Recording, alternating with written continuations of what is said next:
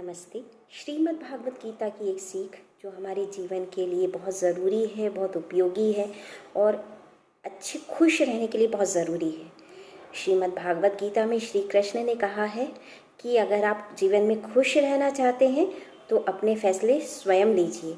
दूसरों के भरोसे रहकर, दूसरों पर डिपेंड होकर अगर आप अपने जीवन के फैसले लेंगे तो आप सदैव दुखी ही रहेंगे। ऐसे ही तो होता है हमारे साथ।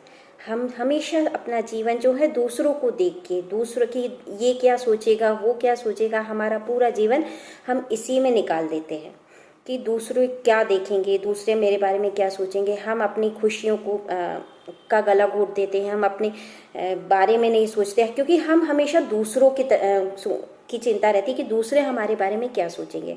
और जब हम लास्ट स्टेज पे होते हैं तब हमें पता चलता है कि किसी से कोई मतलब नहीं होता, कोई किसी के बारे में नहीं सोचता और कोई किसी के बारे में अच्छा तो बिल्कुल ही नहीं सोचता।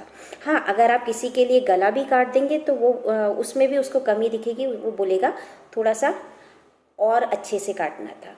ये इस कलयुग की वास्तविकता है, तो इसको ध्यान में रखिए और इस दूसरों के चक्कर में अपने जीवन को बर्बाद ना करिए। आपको जो अच्छा लगता है, जैसा अच्छा लगता है वैसा करिए, क्योंकि ये जीवन आपका है, इस जीवन के फैसले आपके हैं, परिस्थितियाँ आपकी हैं।